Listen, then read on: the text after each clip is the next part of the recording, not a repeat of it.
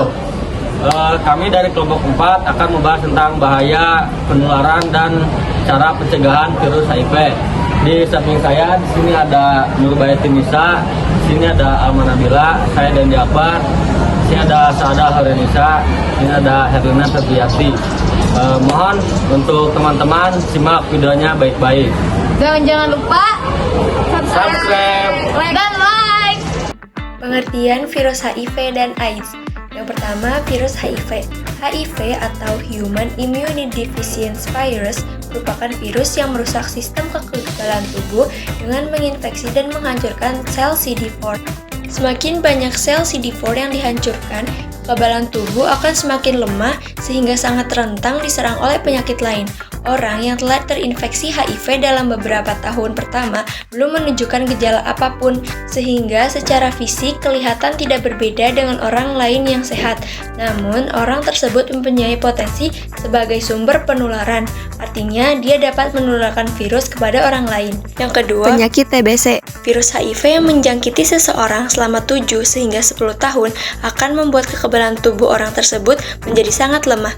Seorang pengidap HIV akan mulai menunjukkan gejala bermacam-macam penyakit yang muncul karena rendahnya daya tahan tubuh. Pada keadaan ini, orang tersebut disebut sebagai penderita AIDS.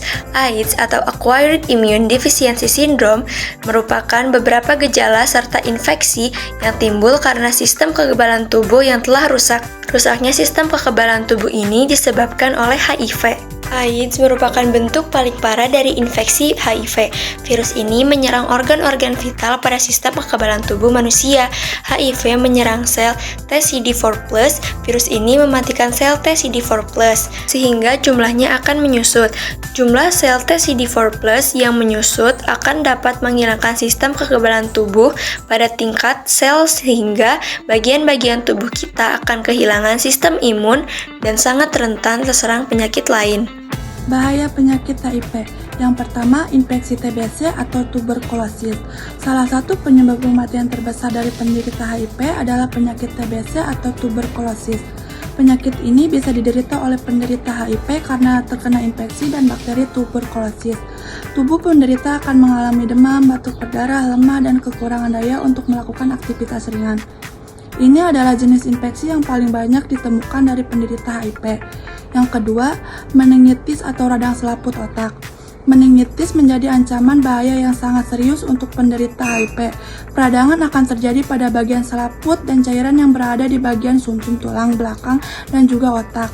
Infeksi ini dapat menyebabkan pusing dan sakit kepala yang sangat hebat. Banyak penderita HIV tidak dapat tertolong karena infeksi meningitis. Yang ketiga, kanker. Penderita HIV atau AIDS juga menghadapi resiko terkena penyakit kanker. Penyakit ini bisa menyerang tubuh karena infeksi dari berbagai bakteri dan virus yang terus berkembang dalam tubuh dan berbagai organ dalam tubuh. Salah satu jenis kanker yang sangat aktif pada pengidap HIV atau AIDS adalah sarkoma Kaposi atau penyakit kanker yang muncul pada bagian pembuluh darah. Penyakit ini ditandai dengan perubahan warna kulit menjadi ungu, merah, ataupun merah muda. Penyakit ini juga akan menyerang organ lain seperti paru-paru dan semua saluran pencernaan. Yang keempat yaitu penyakit neurologis. Semua jenis penyakit yang berhubungan dengan saraf akan menjadi ancaman bagi penderita HIV atau AIDS. Penyakit ini ditandai dengan melemahnya sistem saraf karena infeksi bakteri dan virus dalam tubuh si penderita. Beberapa tanda awal dari penyakit ini yaitu seperti lupa ingatan, cemas, tidak bisa berjalan, dan perubahan kondisi mental. Bahkan beberapa penderita juga bisa mengalami penyakit demensia. Dan yang terakhir yaitu gagal ginjal. Penderita HIV atau AIDS juga mudah terkena penyakit yang terjadi karena infeksi bakteri atau peradangan pada organ ginjal. Penyakit ini dapat menyebabkan penderita mengalami gangguan pada sistem kemih. Terkadang penyakit ini juga ditemukan pada penderita HIV yang masuk dalam fase sedang atau fase pengembangan virus dalam. Penyakit ini dapat menular dikarenakan yang pertama, mendapatkan transfusi darah yang tercemar akan virus HIV. HIV dapat menular melalui darah. HIV bisa menular melalui darah dengan penggunaan jarum suntik yang digunakan bersama-sama, misalnya menggunakan jarum suntik saat memakai tato atau membuat tato, dan menggunakan nafas suntik. Terus selanjutnya HIV bisa ditularkan melalui penerimaan donor darah dari penderita HIV. Selanjutnya, berhubungan seks tanpa pengaman dan berganti-ganti pasangan meningkatkan kemungkinan bagi seseorang untuk terkena maupun tertular HIV. Yang selanjutnya, menular dari ibu hamil yang positif HIV kepada janin yang dikandungnya. Saat bayi lahir, bayi tersebut bisa mengidap pula penyakit yang serupa. Seorang ibu dengan HIV bisa menularkan anaknya melalui ASI. ASI yang dikonsumsi dapat mempengaruhi tingkat penularan sebesar 25% sampai 30%. Pencegahan penyakit HIV. Yang pertama, mengetahui tentang HIV dan cara penularannya. Yang kedua, tidak sembarangan melakukan transfusi darah. Yang ketiga, menggunakan jarum suntik yang steril.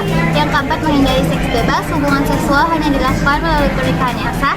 Yang kelima, tidak menggunakan narkoba, tindik, dan tato. Yang keenam, rutin melakukan pemeriksaan kesehatan. Yang ketujuh, mempertebal iman dan takwa agar tidak terjerumus ke dalam hubungan seksual di luar nikah. Kami tutup materi hari ini. Semoga teman-teman yang menonton video kami dapat mendapatkan ilmu, dan semoga video yang telah kami bagikan bermanfaat untuk kalian semua. Terima kasih. Wassalamualaikum warahmatullahi wabarakatuh.